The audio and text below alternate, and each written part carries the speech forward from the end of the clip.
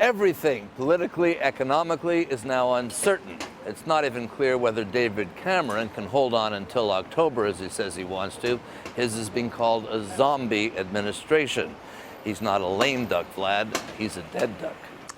And Mark, thanks so much for that report. Give our viewers a sense of the reasons why the UK chose to leave. What were some of the major factors motivating the pro-leave voters? Well, you know, we're very much here in the realm of post-fact politics, it seems. And also remember, half the UK, just over half the UK, has voted to leave. There are a lot of very disappointed and very shocked people around. Again, almost half the population or half the electorate who voted to stay. But the main reasons, the thing we've heard all day is, you know, take control back, take our country back.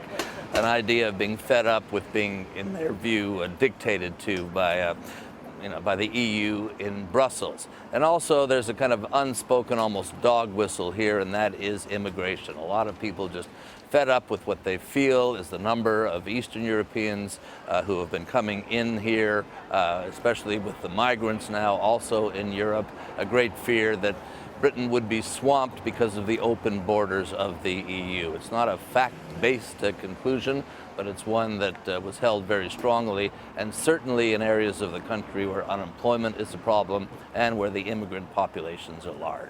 Mark, give us a sense of some of the data that's been coming out to us today here in the United States. One showing that it appears that young people voted for the UK to stay in the EU, whereas older voters decided that they were the ones who wanted to leave. And also this sort of hindsight that people are having now saying, well, yeah, I voted for it, but I never actually thought it would happen. What's going on there?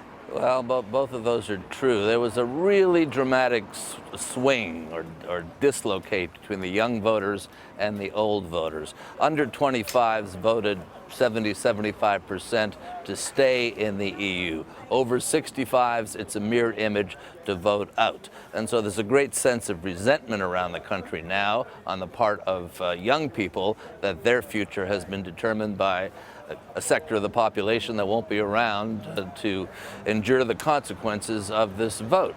And as for your other question, a lot of people this was very much an anti-establishment vote, to kind of give one to Parliament, give one to the political establishment. A lot of people who voted to leave probably did so, it seems, thinking that the vote would never carry.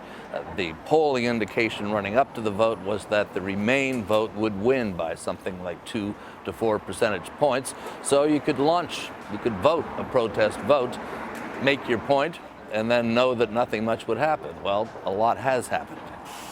Indeed, indeed. And speaking of the establishment, Mark, Prime Minister David Cameron says he's going to resign. Many see former London Mayor Boris Johnson as the favorite to take over, but who else is in play for the job?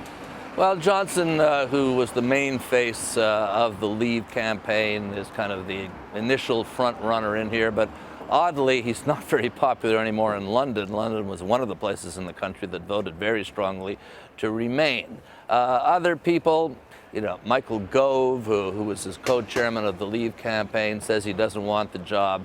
Nobody's yet jumping in with both feet. Even Johnson hasn't declared yet for the job. Theresa May, who's the Home Secretary, is another name you hear bandied about, but it's considered a little bit indecent for people to declare an interest in this job now. They will be around.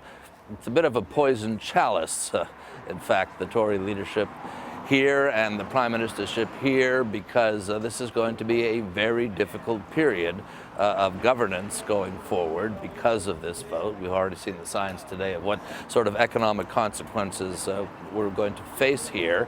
Not a great time to be prime minister, probably a better time to punt.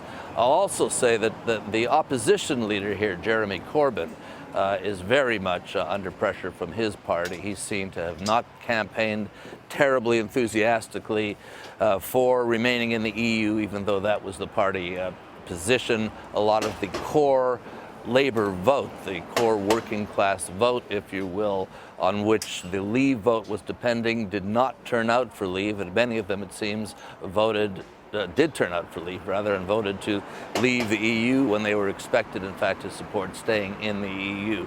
A real shakeup of the political establishment here, both parties seeming to be disconnected from their core electorate. We are in uncharted waters. Mark Phillips in London, thank you, sir. Appreciate it. Pleasure.